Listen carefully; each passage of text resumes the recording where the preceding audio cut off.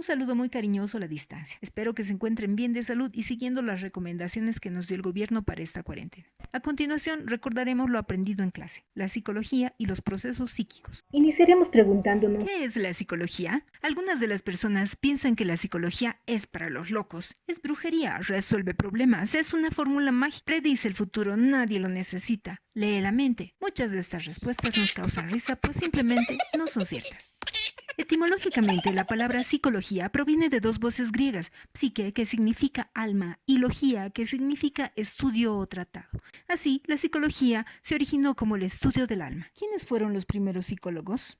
Varios estudiosos del tema coinciden en que los primeros psicólogos fueron chamanes, brujos, adivinos, entre otros, porque ellos intentaron resolver problemas de la parte inmaterial del ser humano, esto es, del alma. En sus inicios, la psicología era una rama de la filosofía, eso significa que era parte de la filosofía y compartía su espacio con otras ciencias como la química, la física, las matemáticas, que también eran consideradas filosofía, hasta que llega un momento en el tiempo en que crecen tanto que se independizan de la filosofía y se convierten en ciencias diferentes a la filosofía. Pero, ¿cómo sucede esto? En la etapa moderna de la historia surge la ciencia como la conocemos actualmente, para satisfacer las necesidades del ser humano, y con la ciencia surge el método científico. El método científico se constituye una forma o un camino para resolver un problema. Para el método científico será importante observar, luego plantearnos una interrogante o una pregunta por lo que hemos observado y posteriormente respondernos inicialmente esa pregunta. Luego experimentaremos, realizaremos un análisis de todo lo que hemos visto en nuestro experimento y finalmente concluiremos si nuestra respuesta era correcta o no. Tras el surgimiento de la ciencia, en 1879, Wilhelm Wundt, médico fisiólogo alemán, considerado el fundador de la psicología científica, creó un laboratorio psicológico en el cual realizó diferentes estudios del comportamiento humano. A partir de ese entonces, se considera que la psicología es la ciencia que estudia el comportamiento humano. Así, la psicología es una ciencia porque recurre al método científico para responder preguntas sobre la forma en la que nos comportamos en determinadas situaciones. Pero, ¿para qué nos sirve la psicología? La psicología permite orientar a las personas para que éstas puedan superar situaciones difíciles por las que están atravesando. Por ejemplo, el divorcio de los padres o las malas calificaciones que tenemos en el colegio, etc. Por otro lado, la psicología nos permite adaptarnos a la sociedad. El adaptarnos a la sociedad significa que cumplamos el rol que tenemos que desempeñar en esta sociedad. Si somos hijos, pues seremos buenos hijos. Y si somos padres, pues llegaremos a ser también buenos padres. El psicólogo nos ayuda a orientarnos para que esto suceda. Asimismo, la psicología nos permite manejarnos en la vida de forma eficaz. Eso significa alcanzar nuestras metas. Así,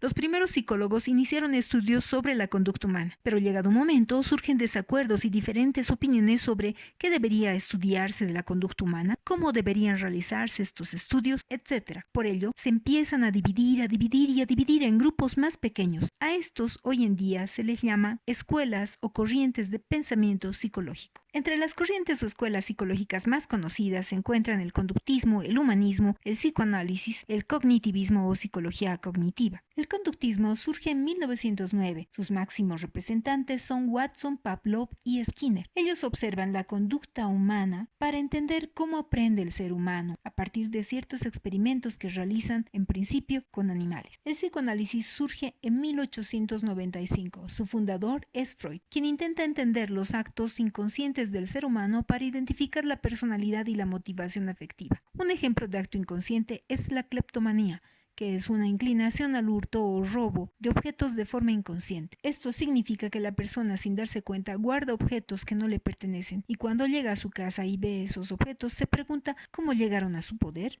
En base a las críticas tanto del conductismo como del psicoanálisis, entre 1950 y 1960 surge la psicología humanista. Su máximo representante es Maslow, quien estudia al ser humano como un ser individual, anímico, para identificar las formas en las que las personas podemos autorrealizarnos o lograr alcanzar nuestras metas y objetivos en la vida para sentirnos satisfechos con nosotros mismos y con los demás. En 1960 surge también la psicología cognitiva. Su máximo representante estudiante es Piaget. Él propone el estudio de los procesos cognitivos o procesos que desarrolla la mente para entender cómo llegamos al conocimiento cuando aprendemos. Piaget entiende que nuestro cerebro es como una computadora donde se desarrollan muchos procesos psíquicos. Los procesos psíquicos son los acontecimientos que se dan en nuestra mente, como los recuerdos, el aprendizaje, etc. Algunos psicólogos plantean que existen dos tipos de procesos psíquicos: los básicos, como la atención, la percepción, la memoria, etc. La atención se desarrolla cuando estudiamos o cuando cruzamos la calle, etc. Pues en esos momentos necesitamos tener puestos nuestros 5 sentidos en lo que estamos haciendo para lograr nuestro objetivo. La percepción es una acción que le permite a nuestro cerebro conocer si algo es pequeño, bonito, grande, feo, caliente, frío, etc. a partir de la información que recibimos por medio de nuestros sentidos, como el gusto, el tacto, la vista, entre otros. La memoria es la capacidad que tiene nuestro cerebro para recordar. Por ejemplo, si damos un examen, necesitamos recurrir a los recuerdos del día en que estudiamos. Por otro lado, tenemos los procesos psíquicos complejos, como la inteligencia, el lenguaje, la toma de decisiones, entre otros. La inteligencia es la facultad de la mente que nos permite aprender a entender, razonar, tomar decisiones y formarnos una idea de la realidad. El lenguaje es la capacidad propia del ser humano para expresar pensamientos y sentimientos por medio de la palabra, las señas, el lenguaje físico, entre otros. La toma de decisiones es la forma en la que resolvemos o solucionamos los problemas. A continuación, un ejemplo de cómo utilizamos los procesos psíquicos básicos y superiores.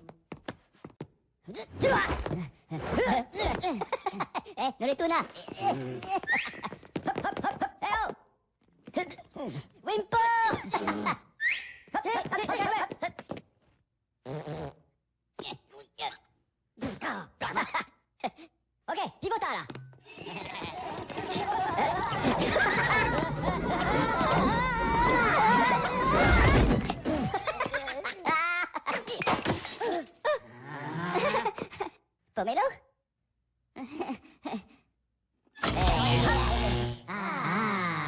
Como pudimos ver, la psicología es una ciencia que estudia el comportamiento para entender al ser humano. Asimismo, aprendimos que todas las personas tenemos procesos psíquicos básicos y superiores que nos permiten aprender, resolver problemas cotidianos y movernos en la realidad. Dicho esto, me despido de ustedes hasta una próxima oportunidad.